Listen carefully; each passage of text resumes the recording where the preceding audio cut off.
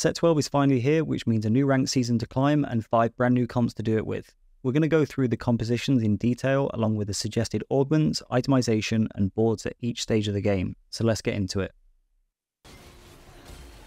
So first up we've got Pyro Varus, with Varus as the main carry and Nasus as your main tank, and then slotting in any other Pyro and Blaster units, and then at level 9 slotting in a Bastion such as Diana. This is very strong with the Pyro emblem getting to 5 Pyro, as it means that Pyro units will have an execute at 18% health once each unit gets to 18% health, which is very strong.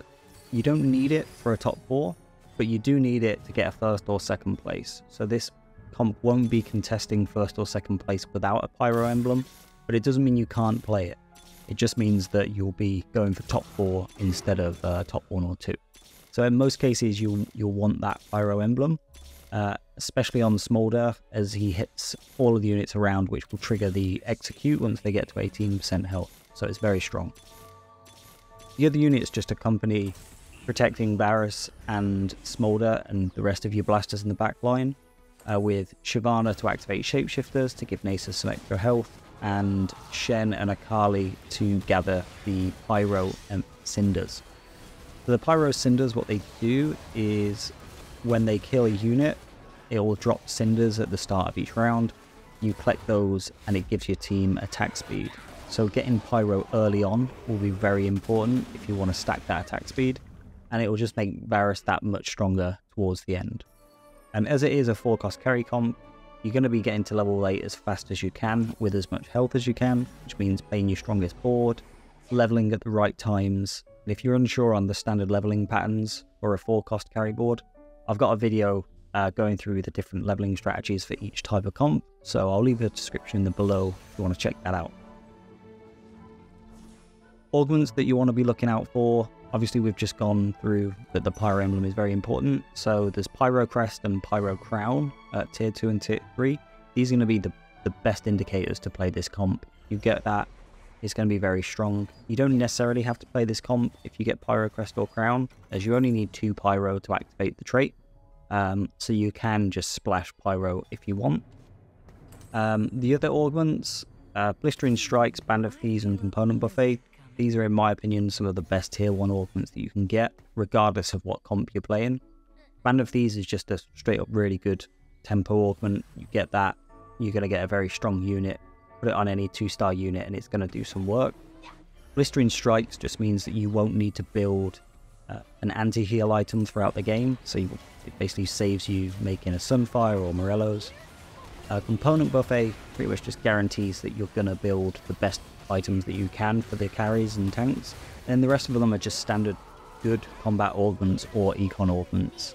So econ augments are very good for fast 8 boards, as it allows you to get to level 8 much quicker and roll down and less chance of you being contested.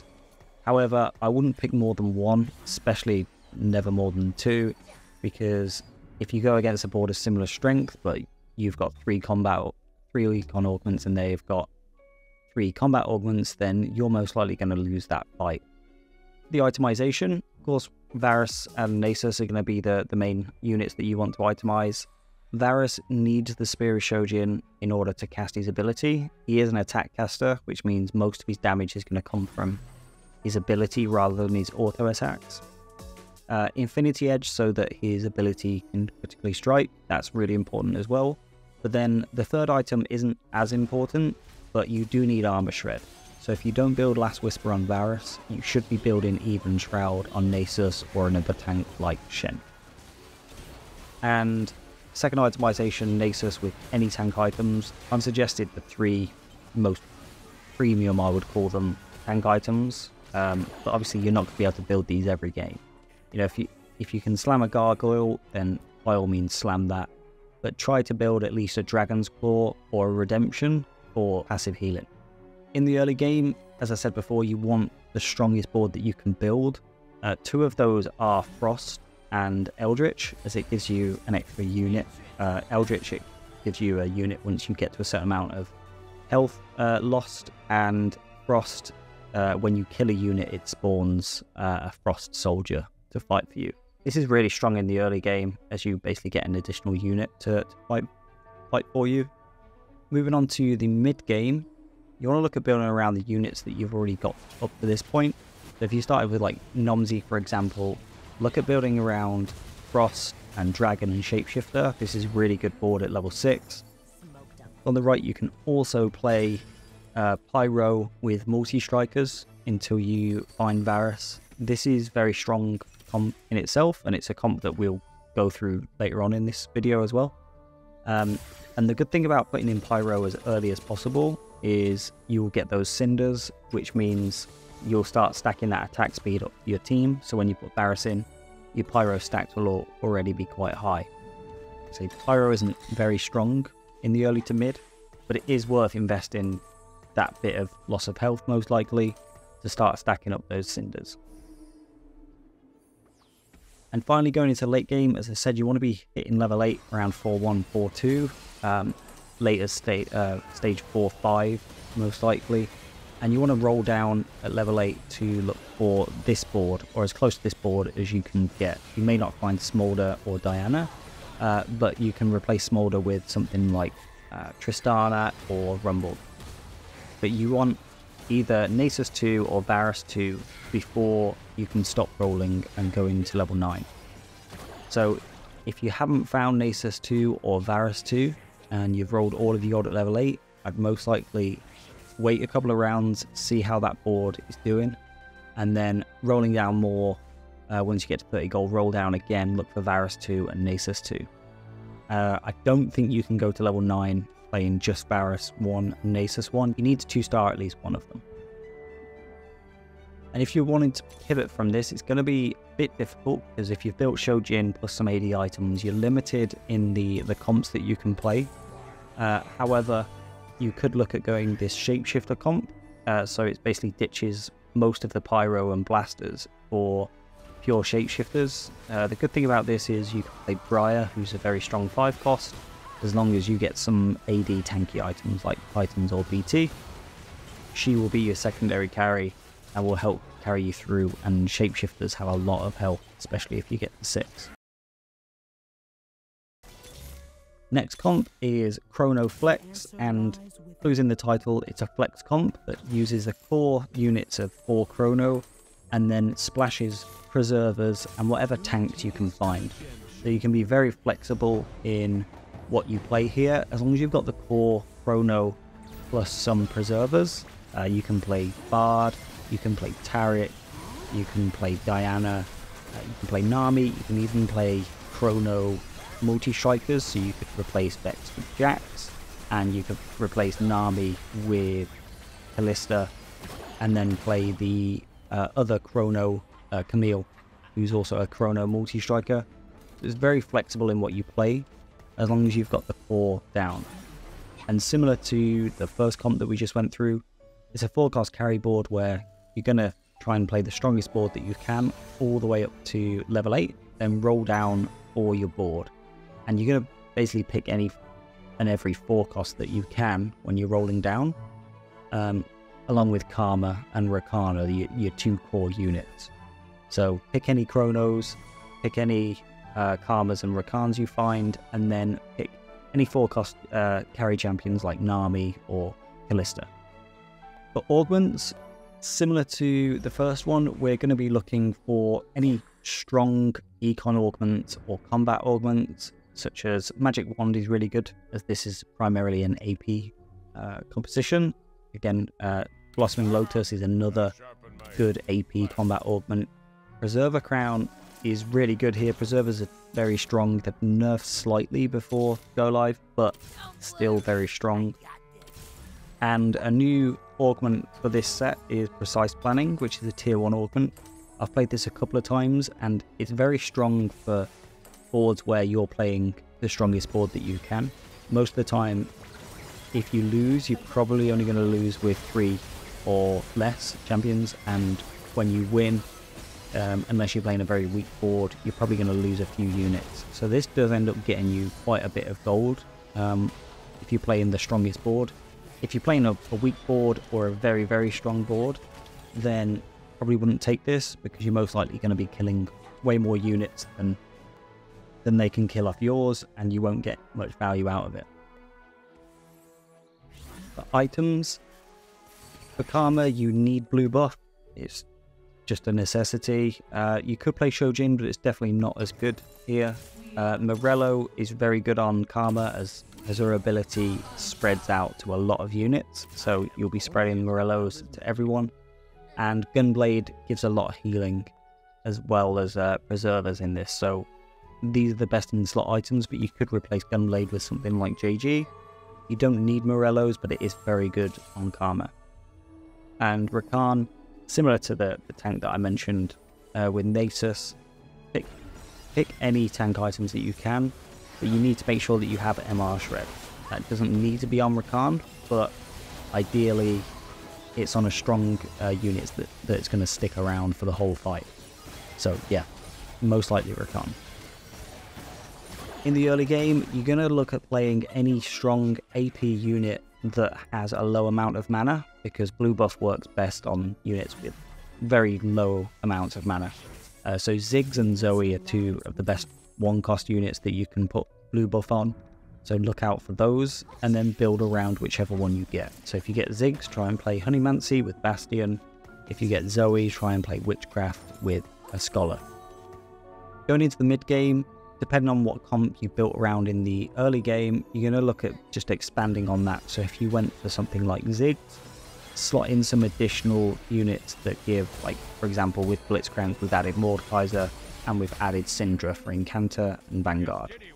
And likewise with the Zoe with the Scholars, we've looked at adding Portal in, and added the Arcana with the Bastion Hecarim. So both good mid-game comps, but like I say, you don't have to go for these boards. You can go for any board with decent AP item holder and with a low amount of mana if you've managed to find a blue buff. If you haven't managed to find a blue buff, then it doesn't really matter how much mana they. Again, with the previous comp that we just went through, you want to be leveling up to 8 around 4-2, latest of 4-5, and rolling down for your core units of 4 Chrono, and then any splash units that you can find, such as Nami. If you've done the multi-striker route, and if you've found some AD items, then you can pick up Jax and Kalista, along with another multi-striker. So with this, the board is very, very strong if you get to level 9, but it can lose out to a lot of boards at level 8. So you don't want to be rolling for too long at level 8. You want to get your 4 Chrono, get Karma. It doesn't necessarily need the 2-star 4 costs to be able to stabilize. So don't worry if you haven't 2-starred Karma and Rakan and Nami, because these boards will really come online at level 9 once you find your 5 costs of like Camille and Nora. And pivoting from this comp, you can pivot to one of my favorite comps of this set, which again we're going to go through in a second, which is Veigar reroll with Vex. This is used 5 mage, Vex is your main tank, and Veigar is your main damage carry, and he does a lot of single target damage, so he will basically just blow up one unit and then go to the next one, blow them up, go to the next one. Really, really fun to play. One of my favorite comps this set. Hopefully it doesn't get nerfed, because it's probably one of the best 3-cost reroll comps that you can play right now.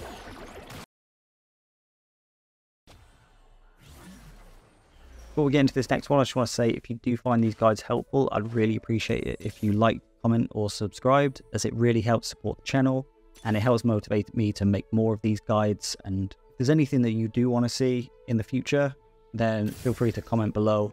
Always looking for new video ideas. So yeah, with this next one, we have a duo carry comp of Akali and Nilah. So it's a 2-cost reroll comp, so different to the previous two where we're going to level 8, we're actually going to be rolling at level 6 for Akali and Nilah. Two very strong carries in their own right. Nilah's very good at taking out the front line, and Akali's very good at taking out the back line. Once Akali hits her ability, he dashes to the furthest unit within 3 hexes and attacks them. So positioning is very important with this comp, and Nilah has an additional hex range, so you can put her in the second row behind your tanks, and she'll do a wave of AoE to the front line. So Nilah's probably the strongest carry out of the two, but Akali can reach the backline, which adds to her value. So you really want to itemize whoever you 2-star first, most likely, and then look at itemizing the second. But really you want some additional survivability on Akali, such as Edge of Night, because she's going to be dashing in the backline. She's going to be targeted a lot more than Nilah. So for augments, they are going to be quite different to the first 2 comps that we went through, because this is now a 2-cost reroll comp. So Heroic Grab Bag and Prismatic Ticket are the 2 key ones here. I don't like using Heroic Grab Bag, but it is very good for tempo. So if you are 1 off both units, or you're 2 off 3-starring your second unit, seeing Heroic Grab Bag can be huge, because it allows you to instantly 3-star them and start leveling up and stabilizing your board.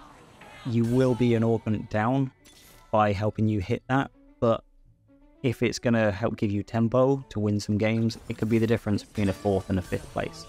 So only in certain circumstances would I take Heroic Grab Bag. Freaky Friday, again, this is just great for melee comps such as this, so you can put 1 on Akali and then 1 on Nilah, and just a really, really good augment.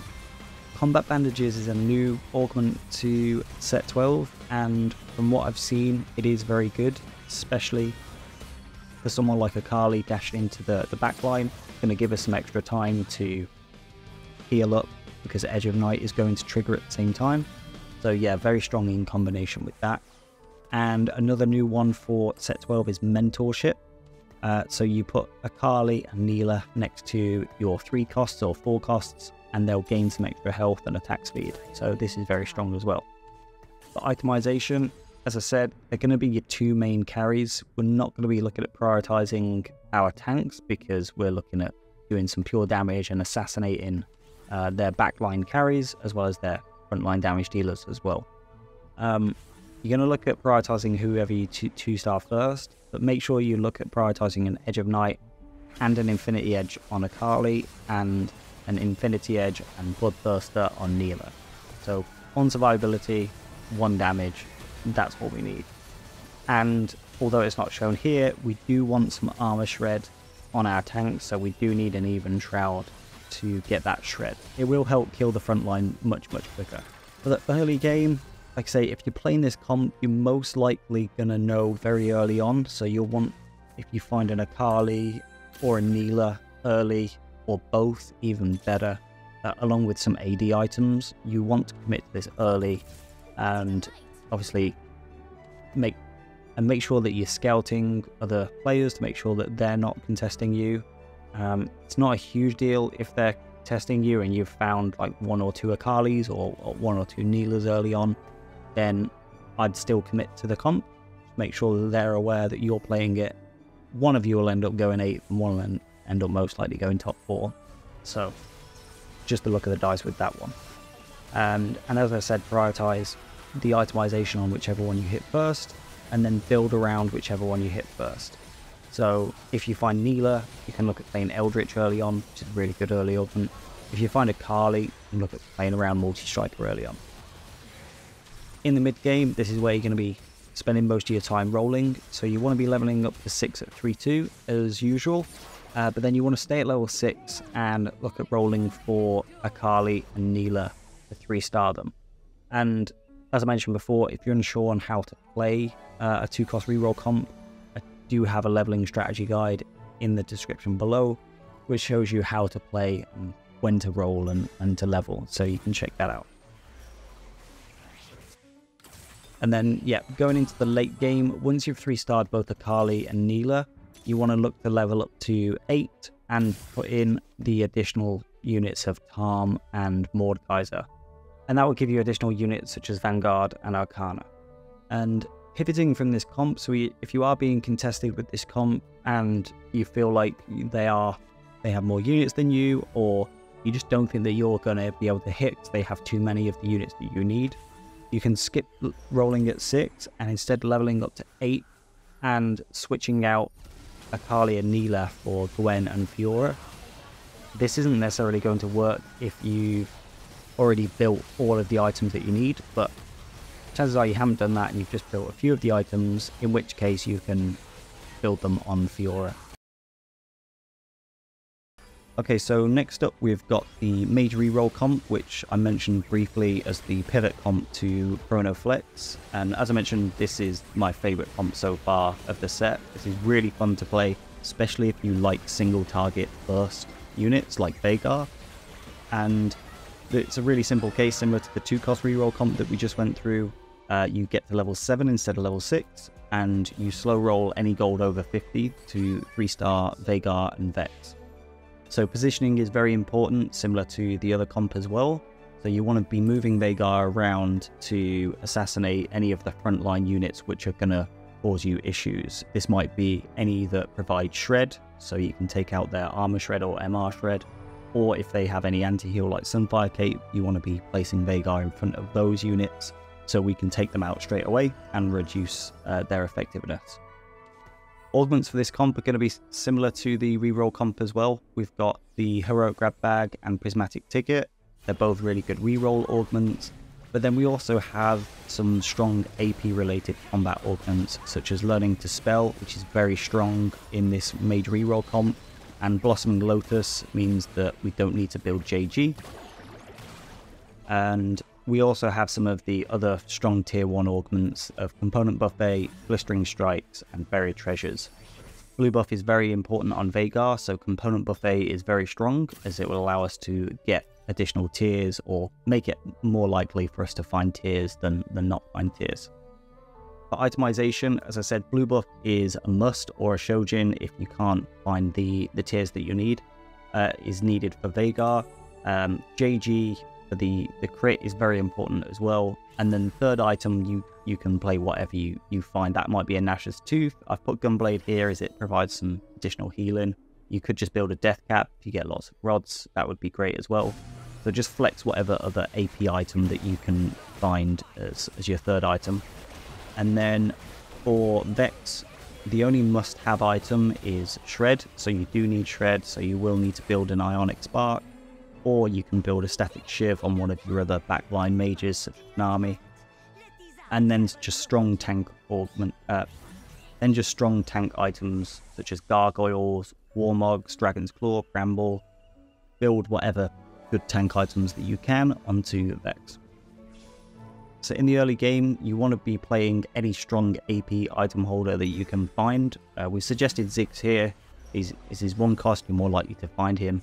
And he fits in a couple of early boards as shown here. So we have the Honeymancy Bastion board, Ziggs as your item holder, and then also Witchcraft Incanter with Cassiopeia, with still Ziggs as the item holder to swap for Veigar later in the game. So in the mid game, you want to be ideally swapping Ziggs as your item holder for a stronger AP unit such as Zilean, or if you manage to find a Veigar, then definitely look at putting in Veigar as soon as possible.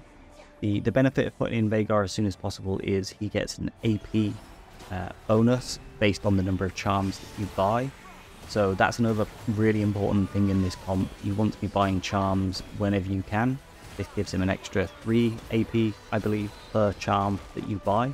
Stacking that up throughout the game means towards the late game he's going to have a good chunk of AP coming from that charm bonus, so definitely be buying charms. Going into the late game, as I mentioned before, you want to be staying at level 7 and rolling for Vex and Veigar 3. Making sure you're positioning Veigar in the best placement possible to take out the frontline units that you want, especially if it's a melee comp such as like Fiora or Akali Neela. Veigar can easily take them out in like 1 or 2 shots, so make sure you're looking at positioning and scouting properly. And for pivoting away from this comp, it's going to be the opposite of the Karma Chrono Flex. So you can skip rolling at 7 and instead go straight to level 8 and roll down for Karma as your main carry.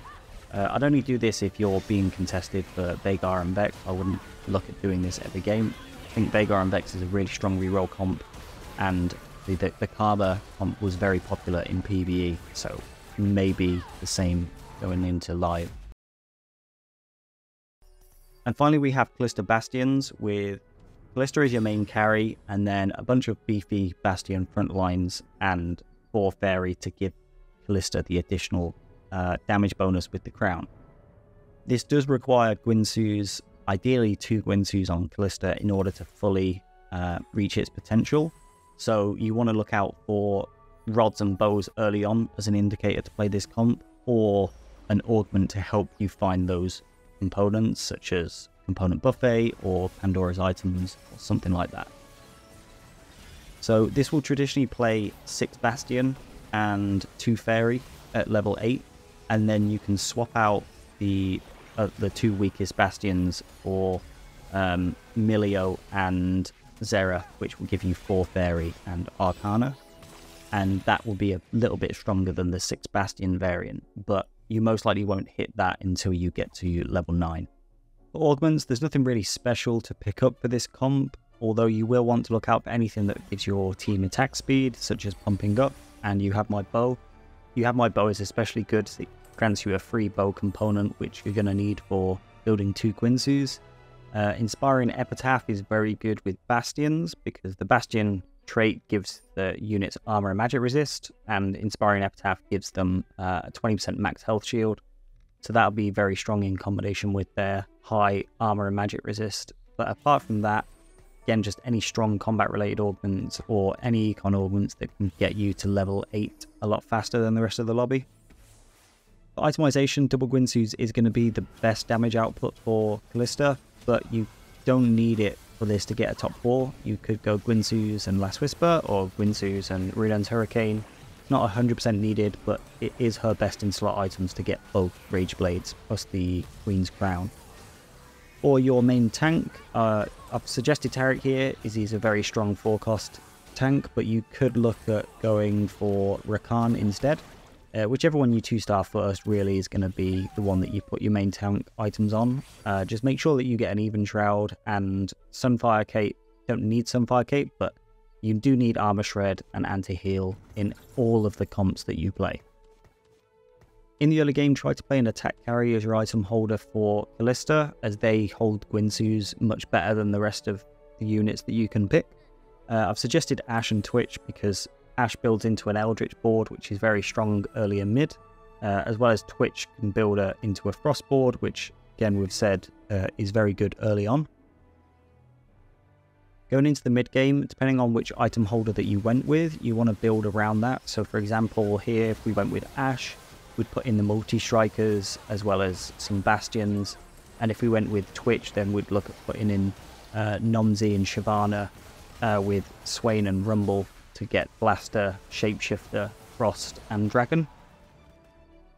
And then you want to be leveling up to 8 around 4-2, 4-5 to play your main board. So you want to roll down for Kalista and Rakan and Taric. They're your 3 main core units that you want to find at level 8. You most likely won't find Xerath and Milio unless you get lucky. Don't worry if that doesn't happen, just play 6 Bastion with Kalista, and then go to level 9 and then look for Milio and Xerath to switch your board out from 6 Bastion to 4 to put in 4 Fairy, as that will give you a bit more damage on Kalista, and you'll still have a very beefy front line with 4 Bastion. To pivot out of this comp, if you are going on a lose streak and you're going to struggle to go to fast 8, what you can do is go to level 7 and then roll down for Jinx and Cogmore. These both hold Guinsoo's very well, so it should be easy to pivot to at this point, and then you can roll for a 3-cost/2-cost reroll board with Cogmore and Jinx as your 2 main carries. And that's it for this guide. If you did find it helpful, then please leave a like and comment, and even subscribe. It really helps support the channel, and I'll see you in the next one.